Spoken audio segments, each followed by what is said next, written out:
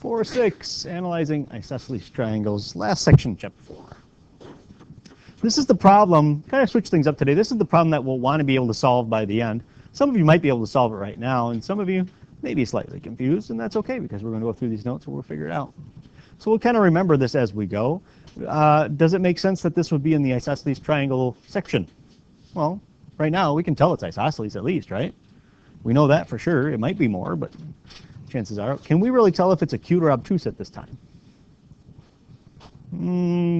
Well, you kind of can, but technically, no. We'll say it that way for now. I can, but there's a difference there. The isosceles triangle theorem. Now remember, do I want you sitting here memorizing all these theorems and all like that? Like what's which theorem? Not really. Do I want you to know the information in the theorems? Yes. But whenever you give me a proof, I don't need you to say, oh, it's theorem 4-7. Because you could go to some other school and it'd be theorem 2-6. All right. The ones that are the same, though, are those postulates for side angle side or CP, and all those are the same everywhere.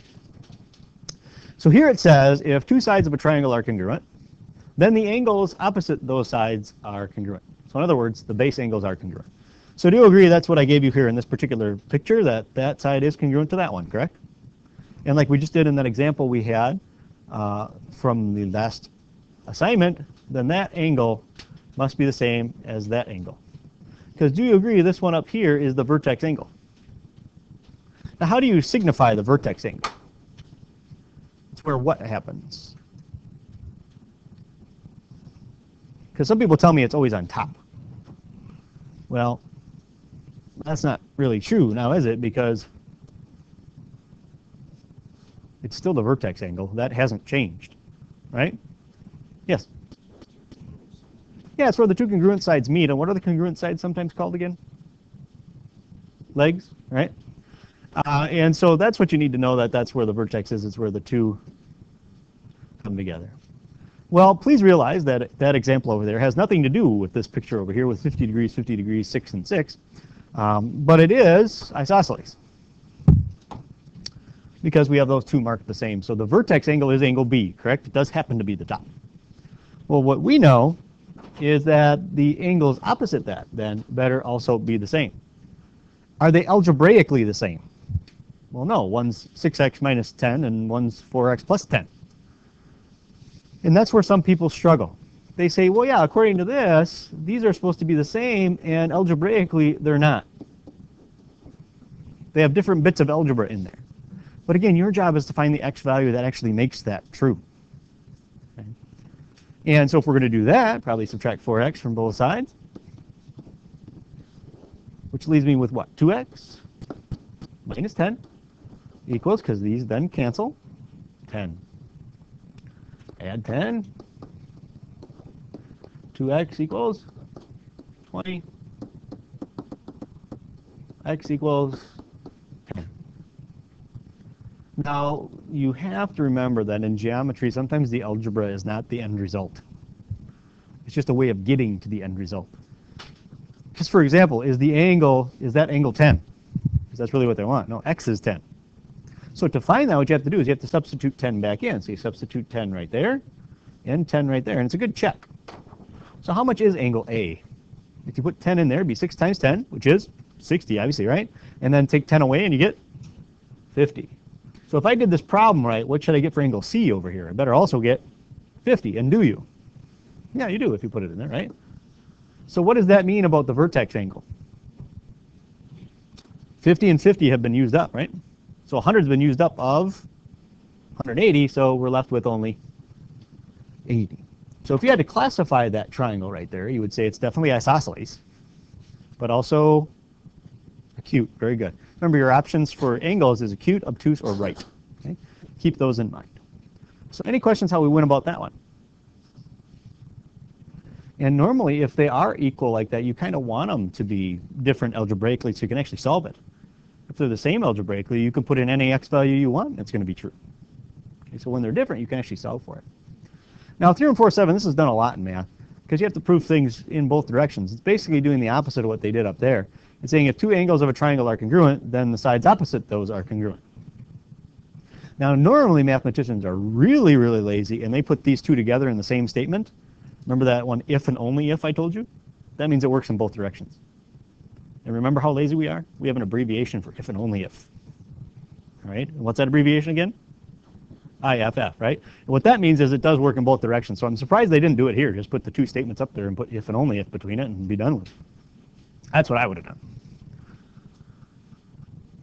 Any questions? All right, let's take a look at this. Equiangular and equilateral mean the same thing. Don't forget that.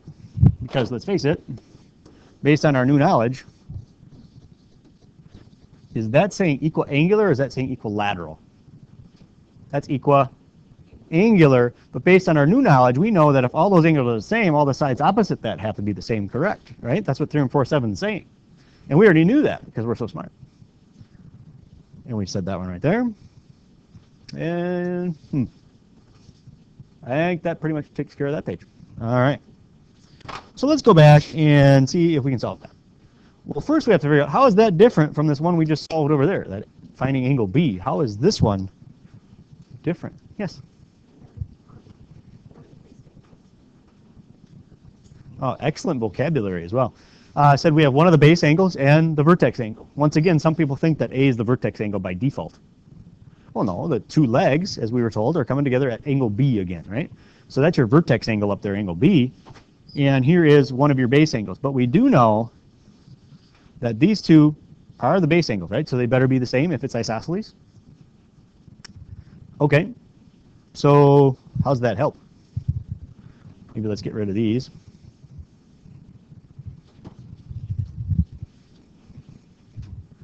So can I set 5x minus 5 equal to 3x minus 5? Can you? Well, you could. Is there any guarantee that those two angles are the same, though? Not guaranteed. They could be.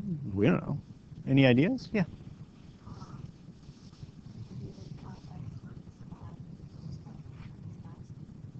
Okay. So you're saying I can put 5x minus 5 here, right? We can if we want, right? They're the same. But remember what we did earlier with those segments? I said, yes, you can do it, but then you have to find out, is it helpful? Now, I know those are the same, so if we follow the same strategy we use here, we would set them equal to each other, right? But do you agree that they are already the same algebraically? So pick any value of x you want. Guess what? It's going to work. So does that lead me to being able to solve for x? Unfortunately not. Again, that's what I was trying to tell you before. You actually want them to be different if they can be. So do I just change what angle C is then? Just make it something else? We can't do that. You don't know if it's going to be right within the context of the problem. So do we have another idea? Okay, so you're saying individually or all together? Okay. So if we take these angles, do you agree now we have all three angles? So it's almost like those segment problems. Do you have the whole thing? Do you have everything? And we do. We have all three angles, right? Do we know that total? We do. It's the same problems, really. Do you know the total or not? And we do. So we take that first angle, which we'll say angle A, and we add it to angle C, and we add it to angle B. Should those add to be 180? Unless you're better. Is that something I can solve for x? Can I put in any x I want and make that work? Well, not anymore. This one's very specific. But I have seen some interesting algebra in the past. Do you agree that those three terms with x's on it are already on the same side of the equal sign? So do I have to do any subtract the 3x over here? No, don't do that. And I don't know where that came from, but about 3 years ago I started seeing people doing that. It was just bizarre, right? They're on the same side. You got 5 of them here, 5 more of them there, and 3 more of them there. How many you got? You got 13 of them. And then those are taken care of. Now here it says apparently that you owe 5 something, you owe 5 more of something, and you owe 5 more of that. Maybe it's $5, 5 candy bars, who knows? But you owe somebody 5 of them. So how many total do I owe? Oh, 15 equals 180. Now algebraically, is it okay to divide everything by 13 right now? As long as I divide everything, every single piece. Does that seem like a very logical choice here? Not really. It's fine, you can do it, but it's going to waste time. Obviously, I could add 1 million to both sides of the equation right now, but probably isn't going to get me any closer to the answer. Okay? What you've been shown to do is add the 15, and that's a pretty good strategy. I'm hoping you're starting to learn that. We're trying to push you in the easiest direction instead of making you do it the hard way. That's why you were taught that algebra. Equals 195. So now if you divide, because let's face it, if we divided earlier, we would have had some horrible fractions. And if we have horrible fractions now, we really kind of don't care because the problem's almost done. Okay, so if we got fractions now, big whoop. But I think that actually works out fairly well, doesn't it? Goes in there once, right? Subtract 65. Pretty sure that's 5, isn't it? Yep, 65, subtract 0. All right. So it goes in there 15 times, evenly. So now here's where you got to stop and say, all right, I found this x, but remember this is geometry, so maybe that's not even what they wanted. Oh, determine the value of x. Okay. But it also says, and the measure of each angle. Do we know the measure of each angle yet? Not quite. We're pretty close, though. So I'm going to start, let's leave it up there. What you have to do is substitute 15 right there, and right there. So 5 times 15, anybody know that off the top of your head? 75, very good. Minus 5 is 70. So let's face it, if we did it right there, this also better be 70, right? So then what should angle B end up with? If it's 70 and 70, we better have 40. Now let's find out if that's actually what we get. You put 15 in, you get 3 times 15 is 45. Minus 5 is 40. So I'd say that's very believable. So we found x, it was 15, and we did that. So the key here is know the difference. Are we looking at rewriting that angle so we can add it up, or are we just going to set them equal? Remember, you almost want them to be different algebraically so that it's actually helpful. Okay. We're here, yeah, add them up, it works. You want to be able to solve for x.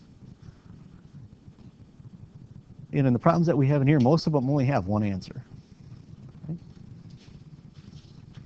Any questions?